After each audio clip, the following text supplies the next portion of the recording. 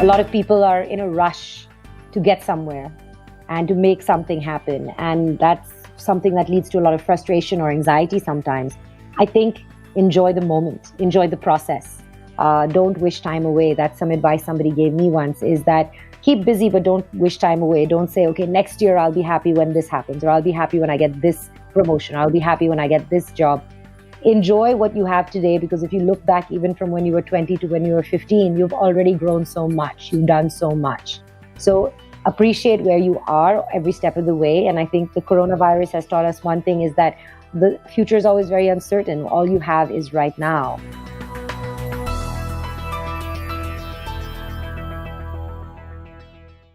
This is episode number 96 of The Inspiring Talk with Malini Agarwal. Welcome guys to The Inspiring Talk. My name is Bijay Gautam. I'm your host for this show.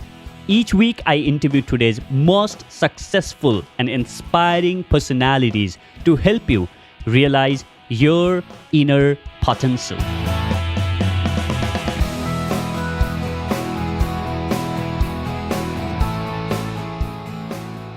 On this very special episode of The Inspiring Talk, I chat with Malini Agarwal, widely known by the name of her blog, Miss Malini. Malini is India's most popular celebrity blogger, entrepreneur, and best-selling author of the book To the Moon, How I Blogged My Way to Bollywood, where she shares her story of starting a Bollywood lifestyle and fashion blog and building it to make one of the most respectful brands out there. In the past, she has been a TV host with MTV and a radio jockey with Radio 1. I invited Malini to talk about her story of making it big in the celebrity blogging space, lessons learned by working closely with Bollywood stars, building confidence, and believing in your dreams. I'm sure this conversation will leave you inspired to believe in your dreams and make it happen. Before we jump in, if you are listening to this podcast for the first time, you may like to subscribe to the show so that you can catch up on a huge library of episodes we have here. And if you have been listening for a while, it would mean a lot if you can leave an honest review and rate the show so that we can reach out to more people. Now, enjoy the conversation.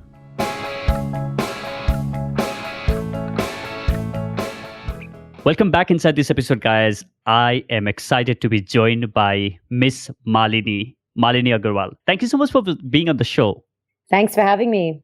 So it's absolutely a pleasure to have you here. Obviously there are not so many people out there who haven't come across your work on internet, if they are on internet, obviously, and who follow Bollywood and the lifestyle and so on and so forth. But you started off as a professional dancer. Talk about that, the dreams of that 18, 19-year-old Malini. Yeah, actually, it was just sort of by fluke. In college, I joined the dance team and I really enjoyed it. So there was a girl who ran a dance troupe called Veronica Jacob and the Planets, and she liked some of the dancers from the college team. So she asked us to come join the troupe. And then from there, we ended up being part of the professional team for about 6 years. Yeah, so we used to dance with, with like indie pop stars like Sukhbir and Anamika and Shibani Kashyap, and then we, did the Pepsi Dance Connections and Channel V Awards when Peter Andre and the Spice Girls had come. So pretty much all these indie pop stars, we would travel around dancing with them. I actually got to travel quite a bit with Sukhbir, so we danced in Kenya, in Pakistan, Dubai. Wow. It was really fun. I really enjoyed it. It was a really good group of people too. So what were your dreams as that 18, 19-year-old, Malini? I don't know if I had any specific dreams. I just really enjoyed what I was doing. I always liked the idea of being in entertainment. And at that time, in that generation, being a VJ was the cool career of choice. So I thought for a long time, maybe I will audition. And I did audition to be a VJ as well. And then many years later, I ended up doing my own show on VH1 called Inside Access. So I guess it all came full circle eventually. Yeah. So you mentioned about, traveling to different countries and performing the dance and so on and so forth. And also your father was a diplomat and you had this opportunity to explore the world with them, right? So how has this exposure of going to different countries and being exposed to different culture had changed your worldview? I mean, incredibly so, because I think everything that I am today and my personality and all the things I've learned to do is because of my international exposure. I got to meet people from all over the world from the time I was 6 months old till I was 17. We moved countries every 3 years. And so as a result, you get to learn so much about different cultures. My best friend was from Korea. And so you learn so much about different people. And because you move every 3 years, you learn how to be very social and make new friends. So that was also a great skill that I learned. And as a result, became quite an extrovert, which I think plays a big role in what I do today. And I also got to participate in a lot of activities. I used to be part of the drama club. I used to do a lot of debates. So all these things, if I look back, definitely played a big role. Awesome. So when I look back at your journey, you are an example of what's possible if you believe in your, dreams. So 20 years ago in 2000, you went to Mumbai with these two suitcases in your hands. And what was your dream back then? You went there to become a VJ, as you mentioned, you wanted to be a VJ. Are there any particular inspiration that people whom you looked up to said, you know what, I want to be like that VJ, or where was that dream planted on your head? So actually, I tried auditioning to be a radio jockey first in Delhi and then also there as a VJ. When I came to Bombay, I didn't have any particular plan in mind. I just really liked the vibe of the city. And I had a friend here who had already moved here. And I guess I wanted to live away on my own and sort of try that. So I moved to Bombay thinking I'll do that. And I really enjoyed the experience of, meeting so many people here. And actually, I tried so many different jobs. I actually went to Prahlad Kakkar, who was one of the first people who, encouraged me to write more and be a copywriter.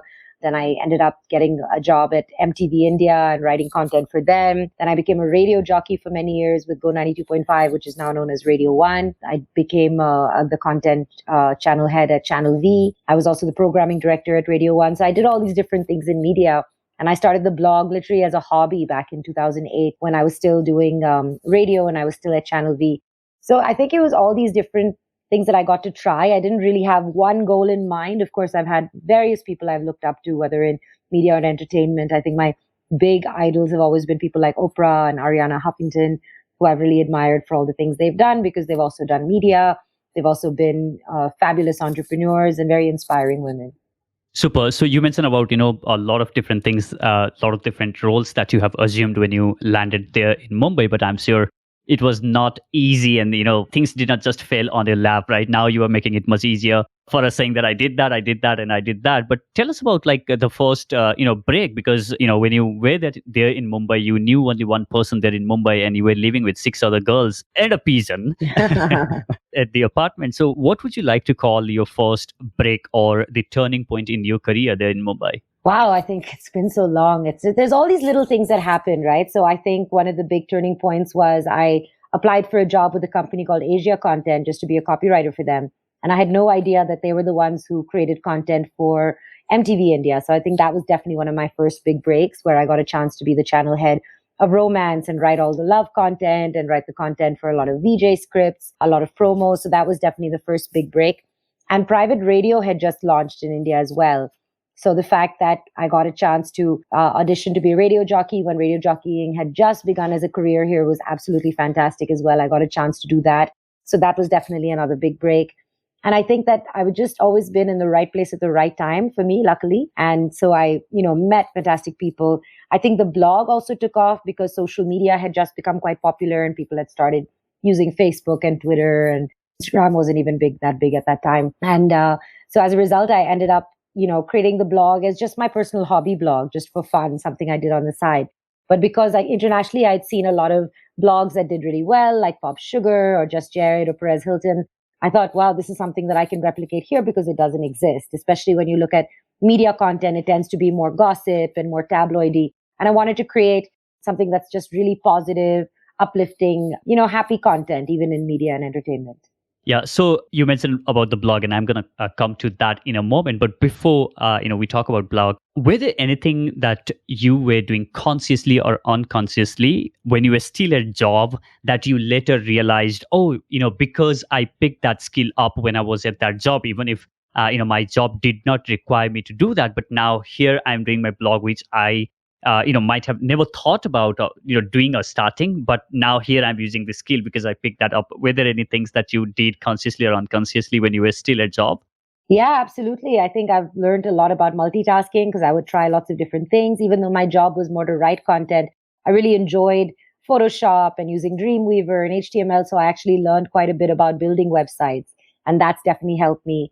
I learned how to edit my own show. I learned how to edit videos on iMovie. So all these little skills that I learned at work that weren't necessarily my job, definitely looking back, have been very, very useful skills for me. So the reason that I asked that is it's interesting how people now say, you know what, just focus on what you are assigned, and why would I go out of the boundary, and why should I take all these different responsibilities, and you never know what's gonna come, and how those skills are gonna help you on your own journey later on. So 12 years since you started the blog now, since 2008, you mentioned that it was just a hobby blog, and it's interesting that at your Josh talk you mentioned about something that I just started from my sofa on my pajama, and I can relate to that sometimes, because I literally tell people that the way I do podcast is from my bedroom on my pajama. Right. But when you look back at these last 20 years, isn't it incredible, going to Mumbai and sharing the room with other 5 girls and with no clue of what life has got in store for you, and then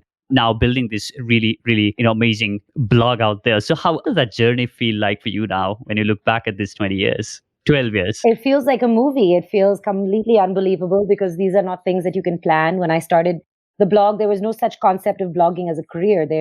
People never even used the word influencer for bloggers, And I think it just feels super incredible. I feel very grateful and very privileged. I even, managed to write a book about my life called To the Moon, How I Blogged My Way to Bollywood. And I think you look back and think, wow, I never thought that these little things that I did are going to end up in a novel one day.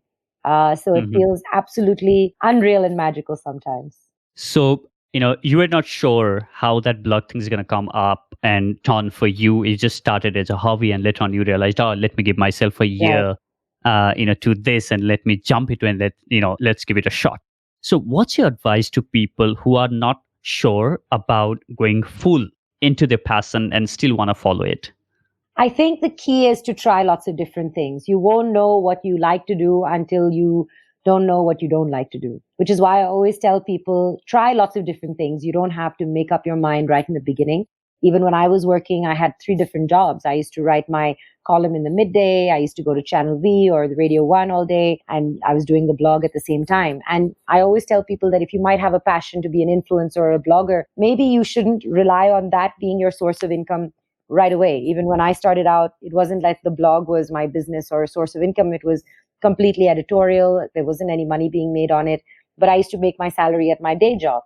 That way there was no pressure on me to have to run after brands or have to worry about earning money from it. And I think that's really important. I always tell people this: don't rush into something, just try to make money off of it. Make sure you're doing it for the right reasons and you're passionate about it, because it has to be authentic. It has to really stand out because it's unique. That's awesome. And it's interesting that you say, do it for the right reasons. And, a lot of people, when they start something, the first question they ask is, hey, how am I going to make money out of it? Right. So, and I think that from what you are trying to say is that should not be the main reason why you are starting the things, right? So any advice on people who are, looking at turning the passion and looking at making that into their profession someday, and then figure out how they are going to monetize later on, so that they can stick to it for the right reason? I think there's a great concept, a Japanese concept called ikigai, which is a really lovely way to figure out what you should focus on. And ikigai, at the center of it, is the answer to the question, what is my goal and my passion? And the 4 questions are quite simple. It's, what do I love to do? What am I good at doing? What can I be paid to do? And what does the world need? Now, it may not always be something that's like, it doesn't have to always be an NGO or something that's a cause. It could be something the world needs that's not been created yet. So you see a lot of amazing ideas on Shark Tank. You see lots of new industries popping up because even of the COVID-19. So you have to think about the answer to all those 4 questions, and that will help you find your passion. And then it can slowly turn into something that you do for a living. We live in a very interesting and exciting time where you can literally make anything that you love to do into your passion and into your career. So you should think of it that way. Awesome. So now at 43, Malini, when you look back at your life, and if you have to, advise to those 20 years old who had just landed in Mumbai or maybe Delhi or wherever they might have just landed in New York or wherever, what would you advise to those who have no clue of what they might end up doing in their life. So what would be your number one advice to young girls or young guys? Yeah. I mean, my advice is quite simple. I think that a lot of people are in a rush to get somewhere and to make something happen. And that's something that leads to a lot of frustration or anxiety sometimes. I think enjoy the moment, enjoy the process. Don't wish time away. That's some advice somebody gave me once, is that keep busy, but don't wish time away. Don't say, okay, next year I'll be happy when this happens, or I'll be happy when I get this promotion, or I'll be happy when I get this job. Enjoy what you have today, because if you look back even from when you were 20 to when you were 15, you've already grown so much. You've done so much. So appreciate where you are every step of the way. And I think the coronavirus has taught us one thing, is that the future is always very uncertain. All you have is right now. And since there is no tomorrow and there's no yesterday, like forever is made up of a series of nows. So enjoy the now. And that's probably my strongest piece of advice. So did you feel that way when you were 20? And even if we look at your journey, right, it took you almost a decade before you started your own blog and were on your own. And like a decade is like a really long time. And if we, on this world of instant gratification, Right. I want something tomorrow morning. Like, I just posted a picture and I get all of this instant, right? With all this Yeah. instant gratification, as we call the delayed gratification is something that's missing on, generation like ours. You were lucky that Facebook and Instagrams of the world entered in your life later on. But to the kids of this age and generation, so did you feel the same way of, hey, what, I'm spending a lot of time and there is nothing, or you always had just the advice that you shared, saying that just to be patient and enjoy the life and let's see where it goes? I probably didn't know that at that time, and I'm sure that I did the same thing, which is why that's what my advice would be. But just like you rightly said, I started my career before Facebook, before Twitter, before Instagram, when you didn't need to be in this contest for validation. And I'm sure that helped. There was less pressure on me as a result. I didn't need to prove to anyone that I, deserve attention or my work is good. I was able to do it alone, by myself, with the right people in my environment, whether it's my superior, my manager, or my colleagues. And as a result, it's a much safer, more secure, more protected environment. So I think I was lucky that way. I really love social media, so I'm very happy to be in this world. My whole career is thanks to social media and the internet. But I definitely feel it helps being part of that micro generation that also knows how to research in the library and also knows how to use Google. Awesome. So one of the things from early on your career of, going and interview celebrities and, starting to go out there on the Bollywood parties. And Yeah. I'm sure for you, it was totally new and being completely outsider, just going out there on the parties and seeing like, okay, where am I? What am I doing here? Right. So the whole thing about fitting in, right? Was that, like a really strong emotion on you saying that, hey, you know what, I don't really belong here? Or you were trying to figure out, hey, should I really fit in here, or I can be myself? Was that a kind of a fight that you had on your head early on? If yes, then how did you navigate through that? So luckily for me, because I didn't come into the industry wanting to be an actor, that competition wasn't really there for me. There isn't so much competition in terms of the media coming in that sense at an event, because everybody's happy to see the media. Everybody wants media attention. So I never felt that way, that, how will I fit in? Obviously, I didn't have the fancy clothes or the shoes, the bags, or maybe the style sense at that time. But it never really struck me as something that was going to be a struggle. In fact, being young and being a woman in that space was very new. So people were quite happy to talk to me. They were all, very intrigued about what I was doing, what the blog is, what social media is. And so I never had to stand in the pit with all the guys with the big cameras. They always let me stand in front and do that. So all of these things were actually very helpful for me.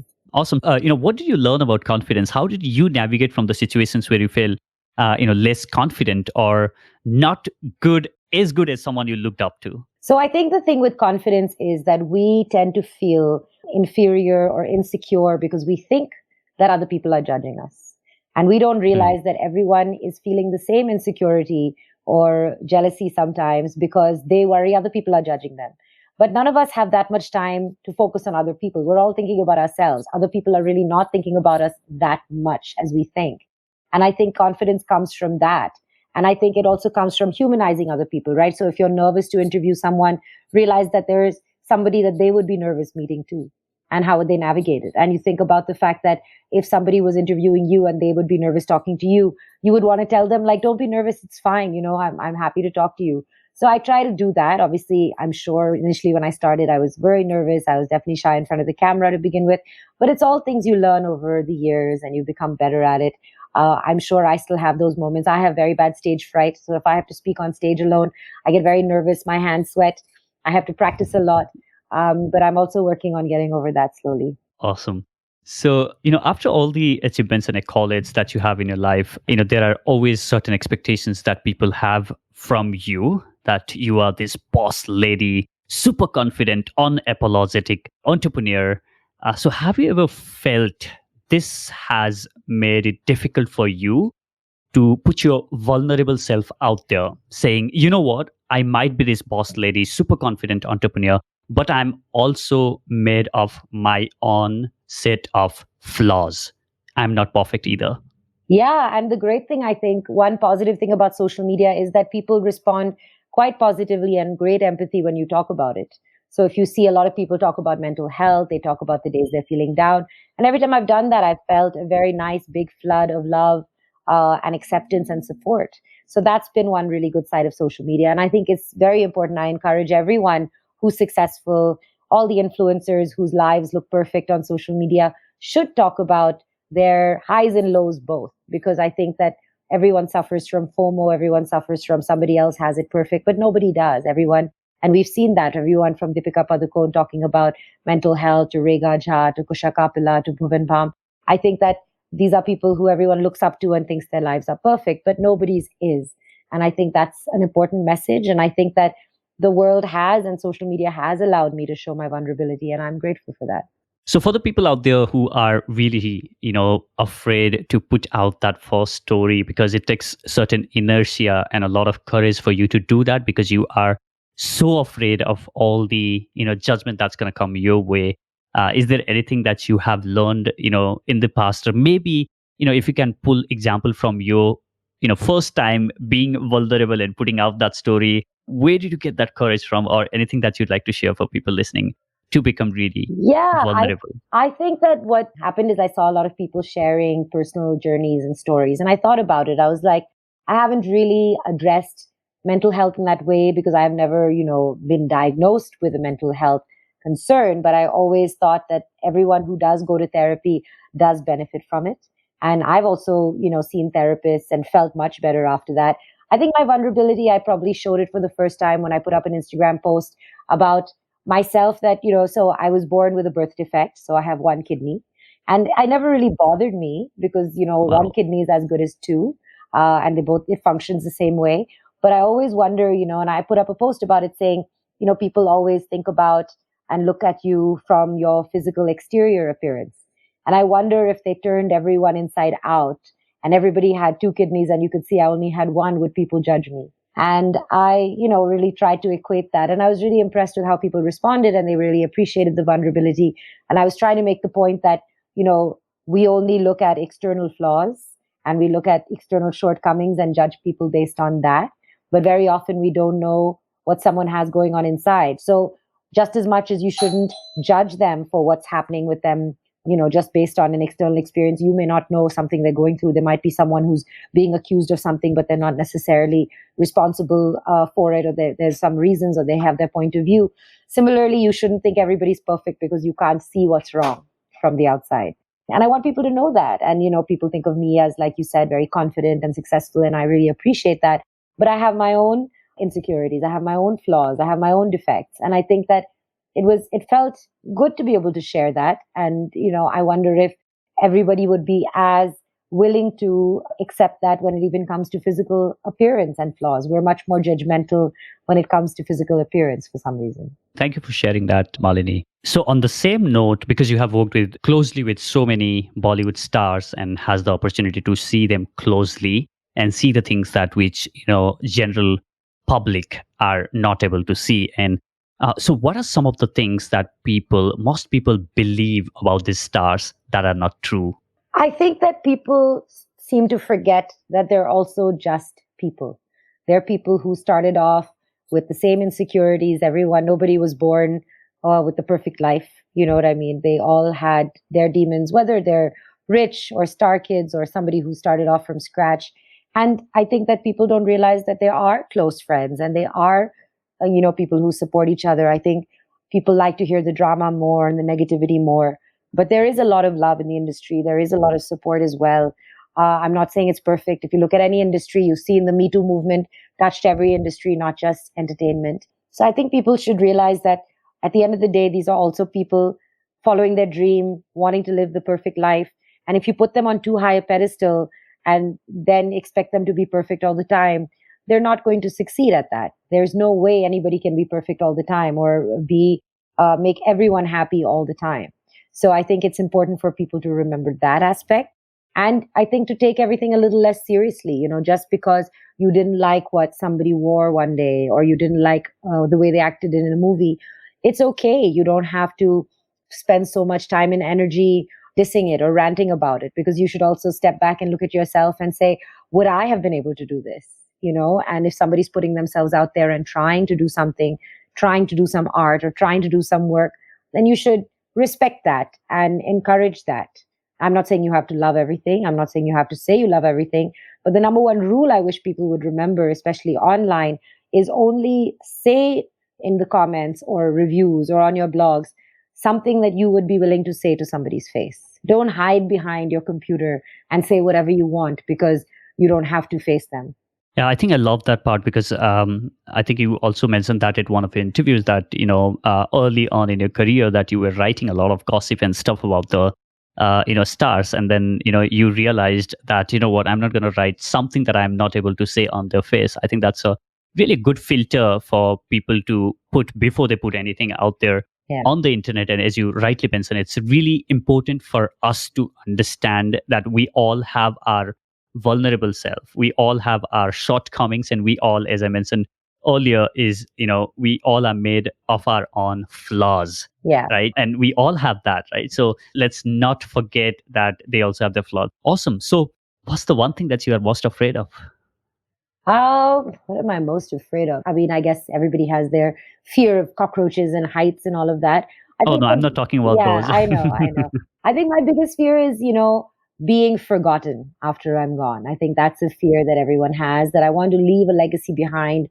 I want people to remember me. I think the biggest fear people have of death is not so much the dying, but disappearing from people's memories. So I think I probably have that same fear.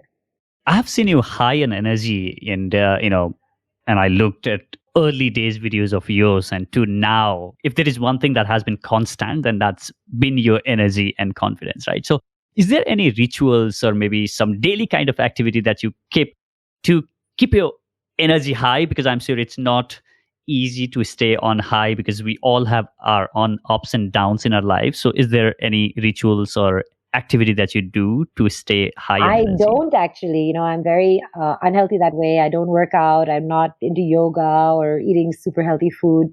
So I think it just comes from a great deal of FOMO. I don't want to miss out. So I think I have a lot of energy. I love talking to people. I love what I do, and it makes me happy. So I think when you're happy, you end up being pretty high energy. Also, another interesting thing that just thought came to my mind when you were saying about I just don't want to miss anything, because you are in such an industry where you need to get a hang of a lot of things that are happening and move from one thing to the another thing. Do you also think that has kind of affected you personally in your life on whether sticking to one thing for too long time? Do you think that has kind of happened with you? Well, I've been lucky that I started off doing my blog all by myself. But now I've come to a place where I have a big team. So we have a team of 65 people. And so we all work together. And it's actually made a big difference because I don't have to do everything myself. Having said that, there is a lot. And it does affect me because I'm always rushing from one thing to the other. I have to keep watching the time and seeing how much time I have. So that can be a little exhausting. But I find it hard to, sort of take a breath and spend some time off things. I find it hard to switch off. Awesome. So another thing that I want to really talk about on our conversation, Malini, is about the Girl Tribe, because I'm very fascinated by the kind of work that you are doing there. A lot of people know you for the celebrity blogger who always is there hanging out with the, big celebrities and so on and so forth. But, I'm pretty much impressed with the work that you are doing in the Girl Tribe. So for the, better understanding of my listener, could you explain what Girl Tribe is and what are you trying to do there? Yeah, so Girl Tribe is basically a community that I created. Right now, it's a Facebook group, but we'll be launching an app soon as well. It's a community for women to connect with each other because unfortunately, we've seen it a lot recently, is that it's very hard to be a woman on the internet, especially on social media, because there's so much negativity, there's creepy DMs, there's guys saying all sorts of things, sometimes girls as well, and a lot of trolling. I know there's a lot of great guys. I know you are. I have so many in my life. But unfortunately, guys and girls don't play well on the internet together. And as a result, women can't use social media the way they would like to. They can't talk about very personal things. There's a lot of attacks. There's people being very defensive or aggressive. So I wanted to create a community where people feel safe and empathetic. And I'm very happy to report now we have 45,000 women in the community from over Wow. 100 countries. And we talk about everything. And it's so nice because when you go to normal social media, you'll see only celebrities or influencers have lots of comments and fans. And people come online hoping to connect with people. They're like, oh, wow, now I have access to 4 billion people online. But they end up not really getting that many likes or comments. And you feel even more lonely in comparison. But the great thing in Girl Tribe is everybody is the hero. Everybody gets a reply, hundreds of replies on what they say. We talk about everything. It's kind of like a Google for girls. You come in and it's not that you're searching a search engine. You're searching through people's experience and minds and really getting to know what is going on and getting very authentic responses and feedback on everything. So I think that's kind of the purpose of it and creating a community. So again, like I said, I want people to always remember what they would do in real life in a situation. And we're very cognizant that in the community, it's about empathy, kindness, and positivity. So even if you disagree, you have to disagree respectfully, just like you would in real life. You know, if you're having a conversation and you don't like what someone said, you wouldn't start screaming at them or yelling at them or hurling abuses at them. You'd say, no, no, I don't agree. And here's why. So that's kind of what we're doing. We're trying to reinvent social media. And with the Girl Tribe app, what we want to do is it's not so much about how many likes and followers and comments you get. It's how many likes and how much love and how much engagement you give other people. So creating positive karma, creating positivity points for yourself is the key. Wow, that's beautiful. So also now that you have built this very strong brand out there, so what are some of the entrepreneurial lessons that you have learned along the way of and building the team and maybe being an entrepreneur yourself? I guess the biggest lessons I've learned are to have patience. It takes a while for, like, if every overnight success takes a decade, as you know. I think it's to listen more than you speak. I learned that. I'm still learning that because you learn so much from your team. Is to create a nice layer of management and give them the power to take decisions, to make mistakes and to learn from them. It's to take the time to put some process into place so people have structure and they know how to function. And it's to create great company culture. I think it's really important not to forget that people are doing what they're doing to be happy, to feel accomplished. And if you don't create an environment where they can thrive and they feel good about what they do and you just treat them as, factory workers, it's not going to be a great environment.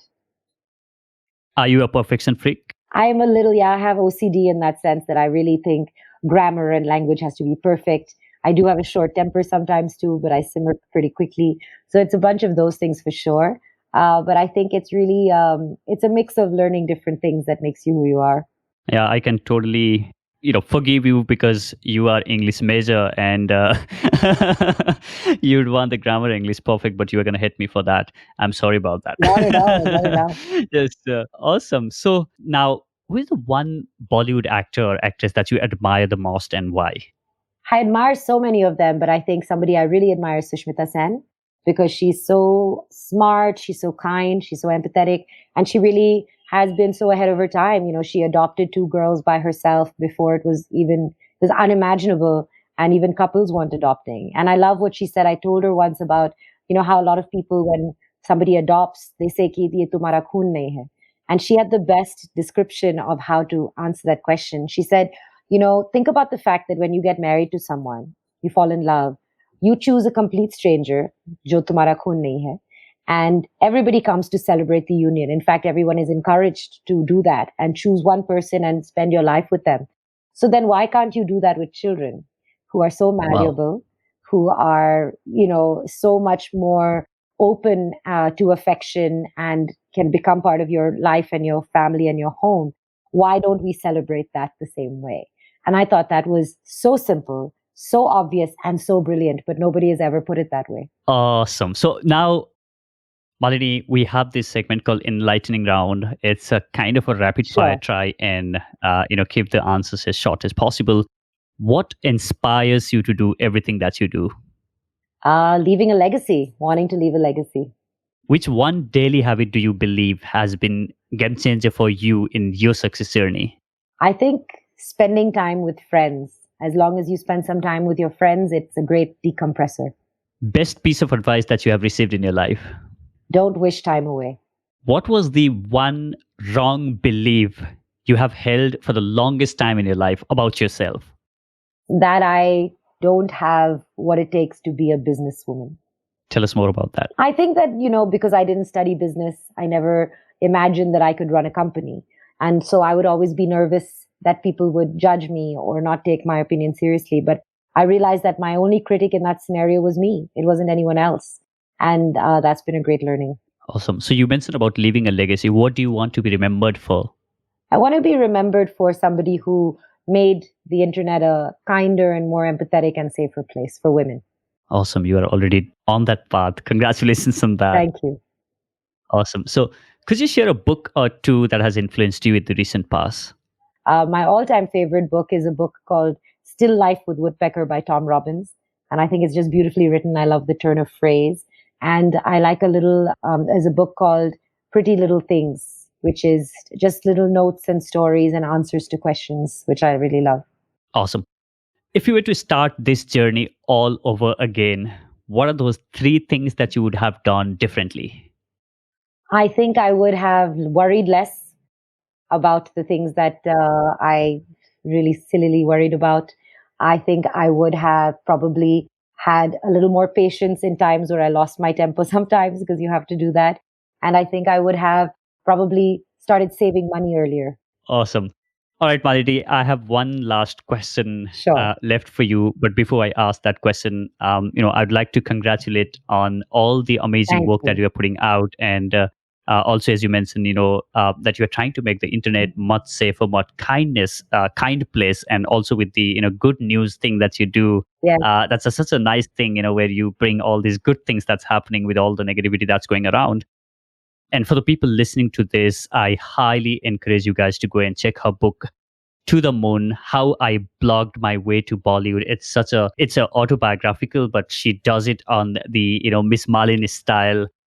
She talked to you as a friend and she, navigate through her entire journey. It's a great read. I loved reading that. Thank you for, sharing some of the things that, you haven't shared on the book. So with that, how can people reach out to you if they would like to reach out and get in touch with you? It's very simple. My email is malini@missmalini.com. I'm always on social media. My personal handle is Malini Agarwal. If you DM me, you'll get a reply. Awesome. All right, here's the last question for you. Imagine this, you are standing on a stadium, and this one is the largest stadium that has ever been built in the history of the world. And there are millions of people on that stadium, and you are on stage, and you have been given only 1 minute of the time to share the most important lesson that you have learned in your life. What would be your message? Wow. First of all, I would be super nervous standing there, and I would probably say that, or I would have taken 2 people with me as moral support, wearing moral support t-shirts, sitting in the front row. I think I would say the most important lesson in life is that you have to remember that we're not here to run a race just to make money, to become popular, to become famous.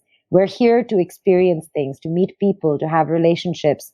There's a line from a movie called Moulin Rouge that says the greatest thing you'll ever learn is just to love and be loved in return. And that's not always romantic love. It could be with friends, with what you do, with the people you meet. And I think it's so important that we remember that. Don't take yourself too seriously. Be a good person, be kind, be humble, and be positive. What's the biggest lie that has been told to us about success? That success will make you happy. Talk more about that. I think that people think if you're very successful or rich or famous, you'll be happy. That's not what brings you happiness. What brings you happiness is emotional happiness. And yes, sometimes success contributes to emotional happiness, but the true emotional happiness comes from your relationships with your friends, with your family, with your colleagues, with God, whatever you believe in. Awesome. It's been an incredible conversation with you, Malini. Thank you so much for being on the show. Thank you for having me. It was great talking to you, Vijay.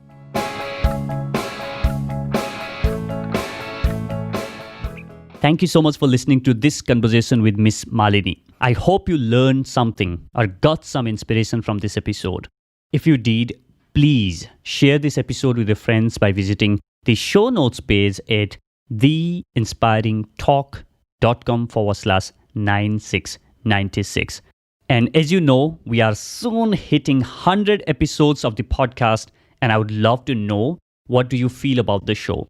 I invite you to share your feedback, and if you have any personal transformation stories or if the show in any way has helped you, I would love to hear from you. You can send me a voice message by visiting theinspiringtalk.com/speak. That is theinspiringtalk.com/SPEAK, speak.